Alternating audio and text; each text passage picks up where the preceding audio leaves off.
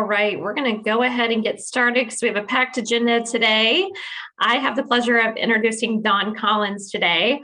Dawn is a financial advisor with Edward Jones. She states in her bio, "We all have vivid memories of life-changing moments. Rarely, however, do we recognize those memories may have on our future. For me, it was when I was a private in the U.S. Army. My sergeant cared enough time to tell me to go get a Roth IRA. This may not sound like much, but when I was having a special needs child, which ended my military service, this exhibition of care provided the foundation for my service to others." Dawn has an amazing career. She went on to graduate and help victims with a crisis intervention center where she learned the importance of self-sufficiency and began volunteering as a financial counselor. Her passion took her on an amazing journey, which led her to help others flourish. She taught at William Penn University, and she also worked through the DHS Child Care Bureau and served as the executive director of Mahaska County YMCA. She then joined Edward Jones and relocated to Des Moines, where she continues her journey to help clients plan their financial future. Dawn, I'm going to hand it over to you and take us away. Wonderful. Good morning, everyone. I'm hoping that you can introduce yourselves in your chat so that we can get to know each other a little bit and know who's with us today and what type of businesses you have, just so that we can know our audience and know each other. You never know, of course, when connections with each other will come in handy as well. So I would love to get to know each of you, and thank you all for joining this morning. So I will move right in. I should let you know I am on an iPad instead of a computer, which is not ideal. So if I don't see you raise a hand or ask a question, please throw it in the chat. I will check that periodically, and I will also stop for breaks kind of in between topics so that we can focus on questions and answers as well. So let's just jump right in. The entrepreneurial equation. One of the things that I believe is, as business owners, we all need to have our own entrepreneurial equation.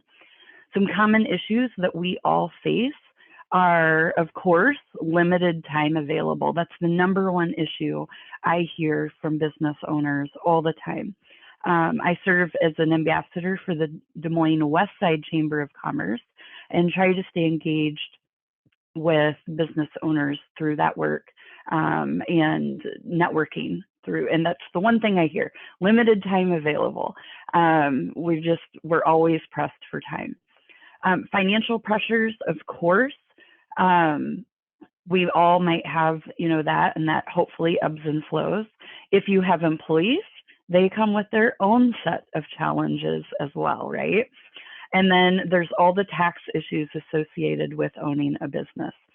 In addition, we all likely face our own challenges that are going to be unique to our business or our industry. So the entrepreneurial equation is where we're finding the best mix for ourselves of operational excellence, business excellence, as well as our personal financial excellence. And then to do that, we have that vision, but we need support, right?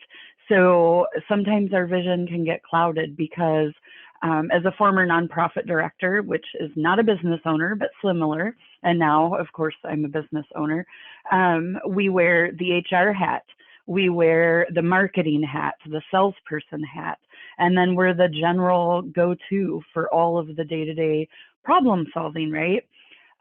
So as we put our equation together and try to stay focused on our vision, we also need a team. We need a CPA to help us with the accounting, with the payroll, with the taxes, cash flow. We need our attorney to help us with our business structure and our personal succession and estate planning. So we're building this business. We want it to be able to continue beyond ourselves, right? So the succession planning and estate planning, I think, are sometimes things that business owners don't always take the time to work through. And then, of course, you need your financial advisor to help you make sure that you're focused on your business and personal goals and your investing needs. And also to make sure we have the appropriate amount of insurance to protect all of our goals. Your financial advisor, whoever they may be, needs to be familiar with your business and with your personal financial goals, so we can help coordinate the efforts of a team. So think about me as a quarterback on your football team. We want to orchestrate decisions that are right for your personal situation, both now and in the future. So let's talk about how you and your team can develop that entrepreneurial equation. So first, it's pretty straightforward, I think, 5 simple steps to help us get started, which I prefer talking it through this way rather than talking about SMART goals, right? We all know what SMART goals are. So this strategy has 5 simple steps. Number 1, where am I at today? Let's evaluate where we are, both business and personal, and then take some time to think about where we want to be. And let's set some clear and measurable goals for how we're going to get there. Once we've set those goals and we know we've outlined where we want to be and we have that vision for both our business and ourselves, then it's time to evaluate whether or not it's realistic.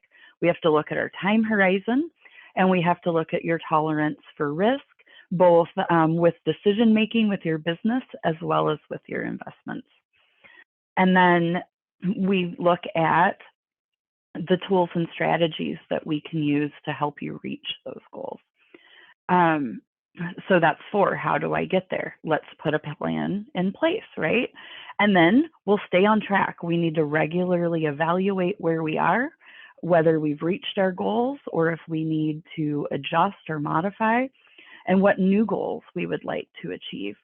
I have found during and after, the COVID, I guess I can't really say after, but I have found that COVID has impacted so many people in so many different ways. And some of that is not to their benefit, but some has been positive as well. So a lot of people have really spent time reevaluating where we are and where we want to be over the last couple of years. And sometimes it's stayed the same, but a lot of times I'm seeing changes in what our vision is for our business and ourselves. So this path is one strategy to help you reach your long-term goals. Strategies are as individual as we all are, but this is a simple way to help us start thinking through and addressing the issues and the concerns that you have now or that you might have in the future as business owners. The goal is that we're going to be prepared no matter what happens, right? So as we shift gears a little bit and start thinking about those business goals, generally I see business goals in 3 key areas. We want to build and develop our business. We want to create value outside of our business. And we want to preserve our business so that we can pass its value on to the successor. That could be a family member. It could be a subsequent owner if you sell it. But we want to be able to preserve that business, right? So we'll talk through each of these. So when you're building your business, some simple banking services are necessary. We want to help with cash flow management, especially when they pertain to time management, right?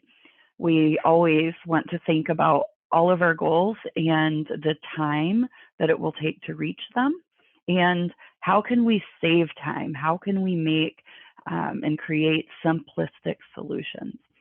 So do you need help managing payroll?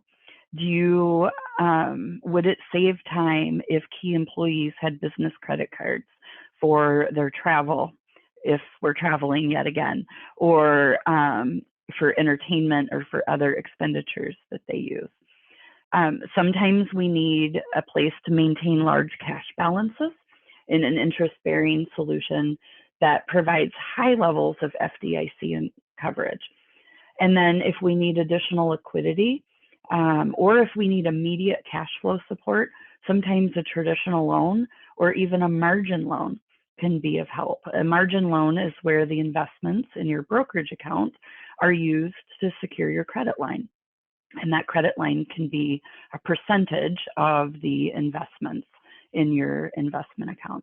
So any of those banking solutions can help with time savings for you. When we look at building our business, two key areas that I think I hear commonly are we need to attract and retain key employees, and benefits in retirement planning are often a way to be able to attract and retain employees. I'm working with a business right now, and they are looking at offering a retirement plan for the first time to their employees. Fairly new business, super excited to be able to offer this for their employees.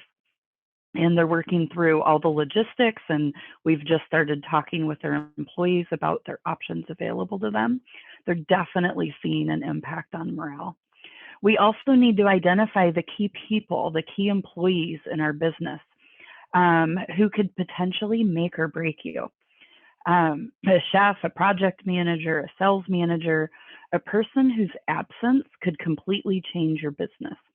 As we build a solid business, it's good practice for us to protect ourselves against Murphy's Law, right? Because you never know. So as we look at creating value outside of our business, what do I mean by that? And let's do a show of hands here. I can see most of you on the screen. How many of you consider your business to be your retirement plan? And you might be able to raise your hand or do something with your Zoom there. So out of curiosity, or you can throw it in chat, whatever, but how many of you consider your business to be your key retirement plan?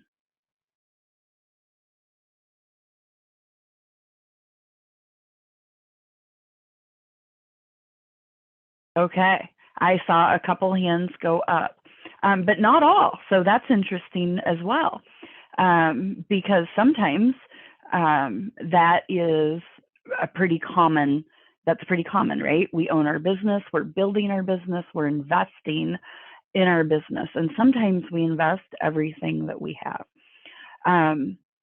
But we also need to make sure that we have a viable way to provide that long-term income for our family after we retire, if we can, right? And we want to, of course we can. So we'll talk more about that as well. So the retirement plan benefits for your employees and helping to grow and retain those employees. It allows you to diversify your assets and your retirement income. It allows business tax benefits, and it allows retirement savings and tax benefits for each of your employees. And it really helps with morale and the ability to attract and retain employees. If you have people out there who are looking at your business or another business, one of the decisions that they're going to look at is what benefits do these businesses offer to me.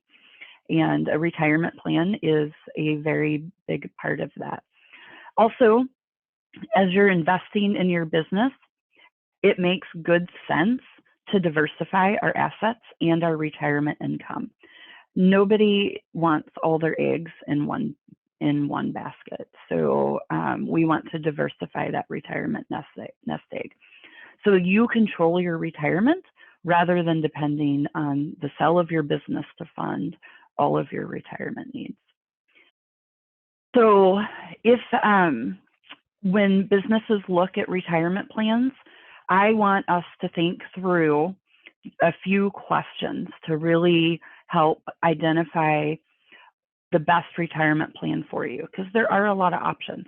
So first, what's your goal? What's the objective for establishing that retirement plan? Is your primary objective to take care of your employees? Or is your primary objective to save money on taxes? Or to increase your own savings outside of your business? How much can your business afford to contribute?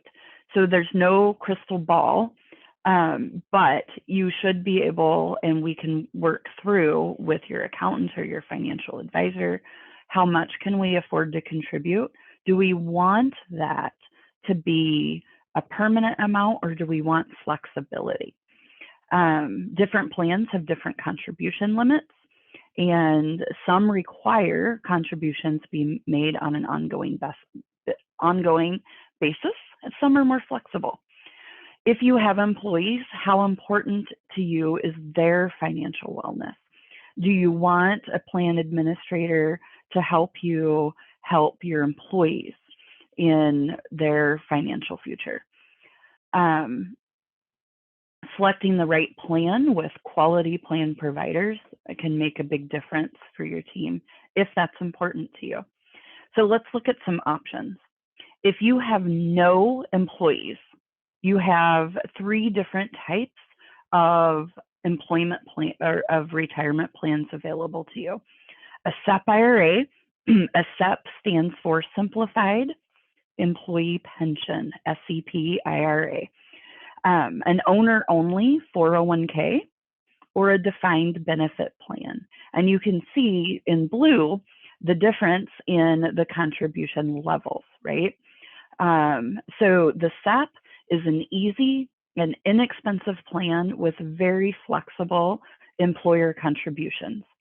There's no limit to the number of employees you can have. So you can have a SEP with employees, but the SEP is primarily best for business owners with no employees, or fewer than 10 is manageable as well. If you have employees, you might be willing, no, not might, you must be willing to contribute the same percentage of income to all eligible employees as you contribute to your own account. And that's up to a maximum of 25% of income. So the SEP is limited to 25%.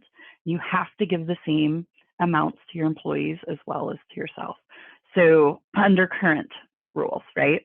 The 401k, the owner-only 401k, does allow higher contribution limits to a SEP in certain cases. And if you're over 50, it allows for the makeup contributions, the catch-up contributions rather, if you're 50 and older. An owner-only 401k is only for a business owner and their spouse, and it's for a business with no employees.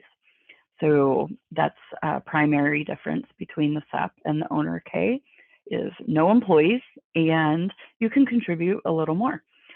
Last, if you want to contribute a significant amount to your retirement, a defined benefit plan might be the best option.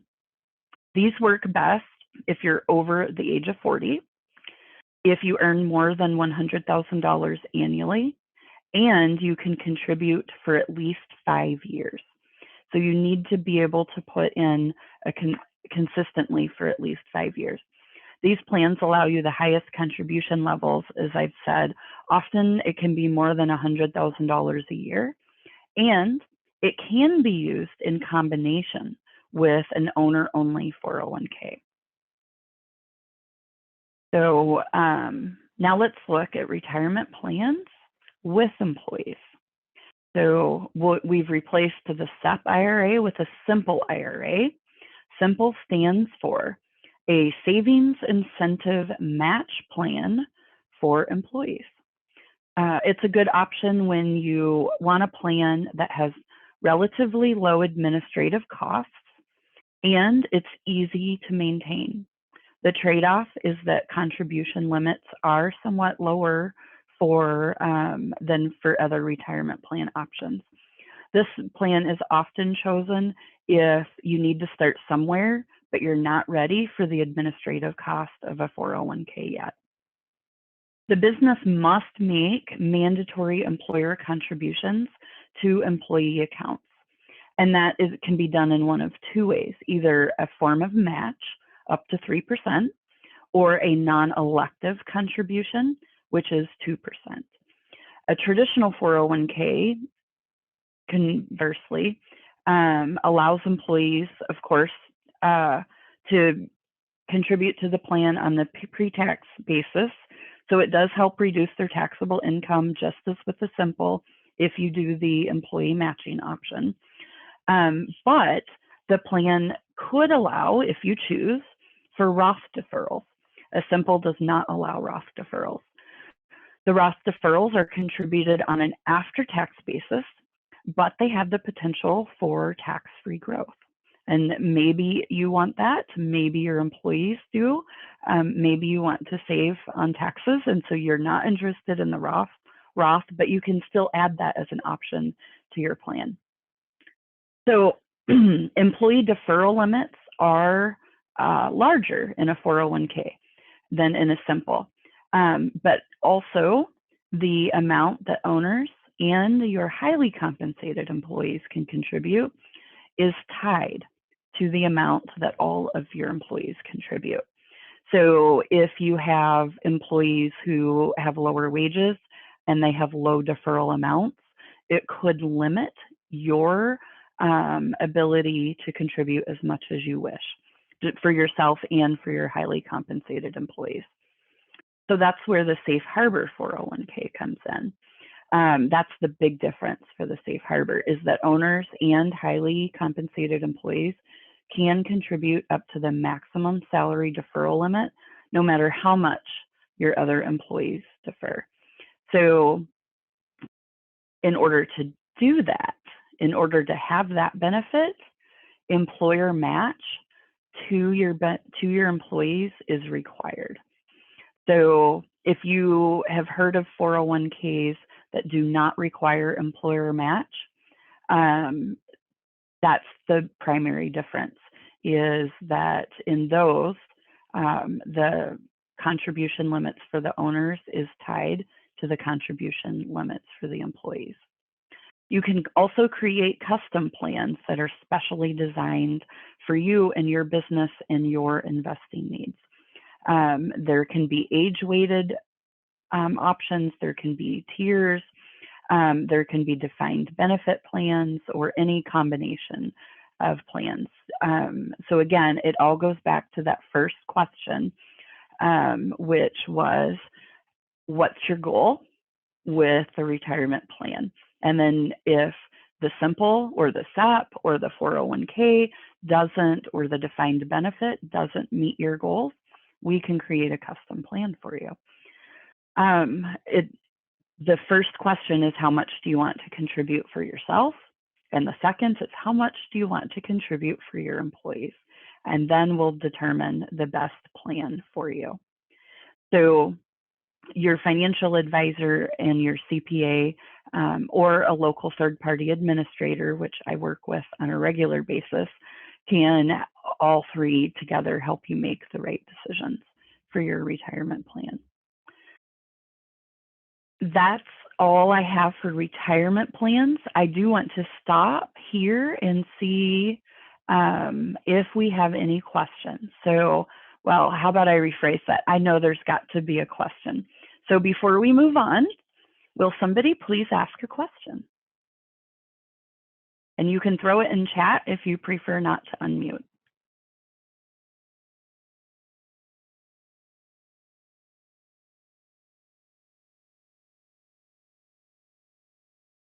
Will asks, what was my MOS? So I had two MOSs, Will. I don't remember the first one, but it was HR. And the second was 91 Echo X2. 91 Echo is a dental assistant. X2 qualifier is dental hygienist. And I also cross-trained as an oral surgery assistant when I was in a field hospital for a couple of years. Great question, but not a question about retirement plans. So I think that we should move on then. Okay, so now let's talk a little bit about insurance. I don't particularly love insurance, right? I don't know anyone who does. However, insurance is critical to protecting our goals. We want to make sure that we're looking at our long-term plans and reaching those, even if it's beyond our lifetime, right? So insurance helps us to protect the goals that we've set as we are working towards achieving those goals. It is necessary. So I'd like to tell a story. I would like to introduce you to Forever in Bloom. This is a business that Susan owns, very successful flower shop. She works with a wide variety of clients and provides several types of floral services, but really her niche has become weddings. And that is in part because of one of her key employees, Jenny. So this year, she's going to be providing wedding arrangements for more than 300 weddings. That's about 6 per weekend. That's pretty intense, right? So Jenny is Susan's chief floral designer, and she leads a dozen employees. She designs masterpieces for all of these events, right? Extravagant weddings, small, simple affairs, doesn't matter. Jenny is well known in the community and very popular with wedding floral design. So without Jenny, Susan's business could likely be very different, right? So what would happen if Susan got hurt? If Jenny got hurt. So let's say that Jenny is out painting her home and she's up on a ladder and falls and breaks her back. Fortunately, her surgery is successful. She's not paralyzed, but rehab and recovery are going to be at least 6 months. And then after that, she'll only be able to come back to work part-time for a while as well. So what does that look like for Susan to lose Jenny for so much of that time? Well, key person disability insurance would help Susan with maintaining her monthly income, and it buys her time to either get Jenny back and healthy, or to even find somebody to step into and fill Jenny's shoes during Jenny's recovery before she can come back. So key person disability insurance can help you to protect your business if one of your key employees becomes disabled. Also, what would have happened if Jenny did not recover, if she passed away? Key person life insurance could help protect the business and cover the loss of income until she can replace Jenny. So we don't want anything to happen to Jenny, but key person life insurance would help protect our business income if something happens that is tragic. So let's look at another scenario. If Jenny, nothing happens to her, she doesn't get hurt, she doesn't pass away, the client list keeps growing and their business keeps flourishing, and then a competitor across town runs into Jenny at a local coffee shop and offers her a competitive salary that she can't refuse. We already know that Jenny is a key employee for Susan. So it would be tragic as well, right, if Jenny leaves. So what can Susan do to protect her business in this case? So deferred compensation plans will help you keep your employees, retain them by paying them a predetermined amount once milestones are achieved. The funds to pay those deferred compensations are frequently held in an insurance policy. So in that way, we're providing a future benefit for Jenny, but only if she stays with us. Of course, the amount is going to have to be substantial enough to make it difficult for Jenny to be stolen away by a competitor, right? So now let's look at a second situation. Joe and Rick own A1 Trucking, and they started it about 10 years ago. Since then, they've gone national. And, this is a great relevant story, right? Trucking services are so needed right now. So they have contracts with some of the largest corporations in the US and have a flourishing business.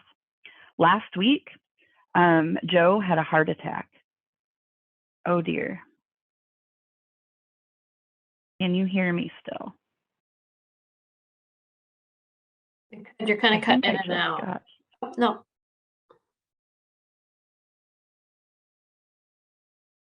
We lost your volume. Is that better? Yeah, now we can hear you. But we lost. Can you share screen again? Yes. Give me just a moment here.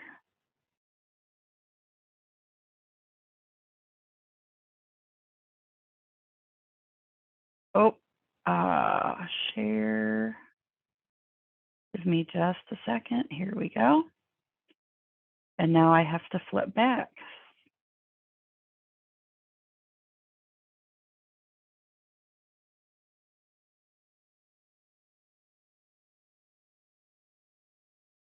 Okay, so I am going to, well, let me ask, is it still cutting in and out or is it better?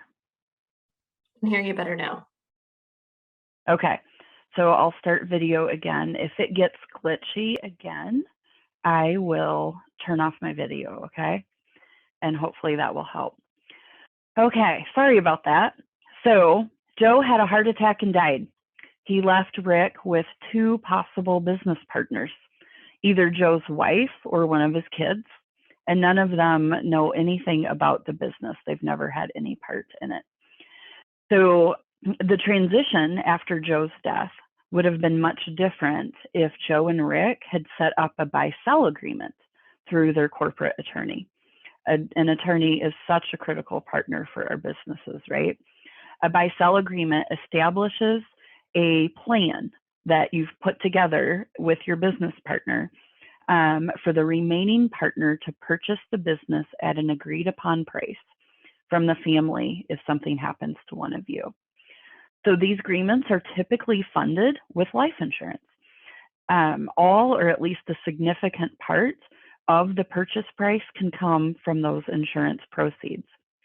That provides security for the remaining business owner to know what's going to happen with their business upon the death of their partner. And then it also provides liquidity to the spouse or family of the partner who has passed away. Buy-sell agreements are wonderful for protecting our businesses. So another option. So what if Joe hadn't passed away with his heart attack? What if he had had major bypass surgery and needed a significant amount of time for rehab and recovery before he could come to work? Disability insurance that can be provided through your business and also help save on taxes in your business would help replace income and help to protect your families. So disability insurance as a business owner is definitely something to think through and consider. So now, third story, Jim. Jim is a very successful accountant, and he's about to retire. He has 3 sons, but only one works at the firm with him. Very similar situation to what happened with Edward Jones when we became a partnership. So because of Jim's success and his ability to invest more than his retirement plan would allow, he was investing in a LIRP, or a life insurance retirement plan. A LIRP is a life insurance policy that's designed for retirement savings. It's well suited for Jim because he has a high income, and that excludes him from being able to contribute to a Roth IRA. LIRPs have special tax advantages. It's a life insurance policy, so he can withdraw money income tax-free in retirement. It also, of course, provides that long-term accumulation for supplemental retirement income. But because it's a life insurance policy, if something happens to Jim, it will provide for his family as well. So Jim had the LIRP established before he retired. Now he's ready to retire, and he has to determine what to do with his business because he has 3 sons, and only one of them is engaged in the business. So first priority, making sure there are enough liquid assets to pay for final expenses, including business taxes. Otherwise, his heirs could be forced to liquidate the business. But also, does he leave the business to all 3 of his sons, or to just the one who's engaged and who is working in the business with him? Common situation with our farming families in Iowa as well. So he might want to make some sort of offer equally for his other children if he wants to leave the business to just the son that is involved. This is called estate equalization. Depending on the situation, he can use life insurance to make sure that all 3 sons receive an amount that makes sense for their family. A great way to look at your business is to start with that 5-step strategy that we looked at earlier, and then make it relevant for your business. So what are my goals? What could stop me from achieving them? And how can I protect against that while continuing to grow my business? As a business owner, you have many tools. You have many partners. I know so many people through the chambers who help each other and support each other as we're growing our businesses. We need those tools that are going to help us achieve our goals or keep them from being derailed. The banking services, the retirement plan options, the insurance policies, but first the planning of where we want to be and how we're going to get there.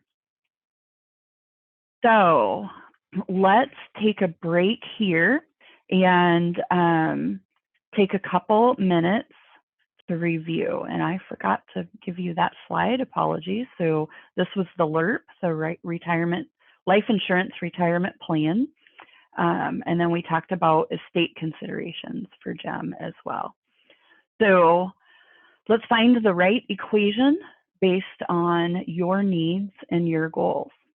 So let's talk a little bit about any questions that you may have, and I'm going to go look at the chat here. Any questions? So Christina has asked were people able to use key employee insurance during COVID? Potentially they were. It depends on the policies that you have. That can be, we got to look at the policies and make sure. But yes, I have seen that be helpful, particularly if somebody died or became disabled, right? Because that's what it's not going to protect against people having to work from home likely.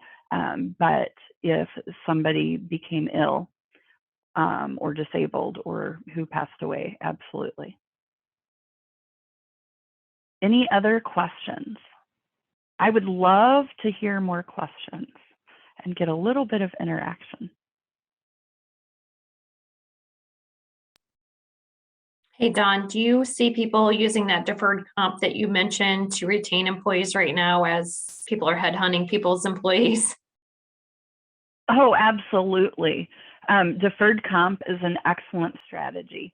It does have to be substantial, which is why it's often funded with life insurance policies.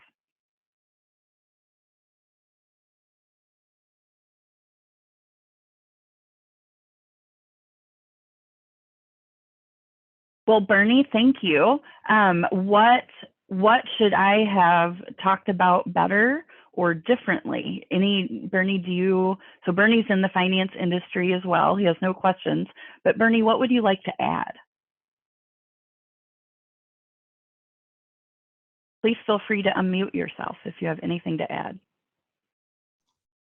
I would say that I absolutely agree about preparing for the future. It is a way to extract wealth out of your business that people don't necessarily consider, and a way to lower your cost basis. So keep going. Mm-hmm. Yeah, absolutely. And it's great to see another veteran business owner. Yes, it is. Thank you for that. So Christina, I don't know, do you want to do another last call for questions? I was going to say, if anybody has any burning questions or thoughts, I know when it comes to finances, sometimes people are kind of private about them, but Dawn, if you want to drop your contact information, or I can send out an email to follow up, that would be great. Today has been just amazing. I think it's a lot of things that this is not the exciting or glamorous part of owning a business. So sometimes it is hard to get people to ask questions or think about it, but all amazing information. I specifically wanted to ask the question about COVID because I did have some people that had that, and when that arose, it did come in very handy for them. And then just again, people are really trying to hold on to their employees. So what does that look like with benefits and keeping people engaged and keeping them there? And the deferred comp is also something that a lot of business owners don't know about. So thank you for adding that in. I do know we have a handful of different businesses on here. So if you have specific questions, Dawn just dropped her phone and her email down in there if you would like to ask some more private questions. But again, just as you're going forward, a lot of businesses strive to break even, which is not the goal here either. As we're seeing businesses transition and sell, you need to be making a profit to be able to do that. So tons of great information. Does anyone have any last minute questions and or thoughts before we leave? Yeah. The cash flow issues were certainly evident, the need for cash flow and or lines of credit in the beginning of COVID, right? So yes, this is not glamorous, but it's a critical part of having that successful business. So please, if you have any questions, call me, call any financial advisor who you trust and value. There are certainly many of us available and who are chamber members and want to support you and your business.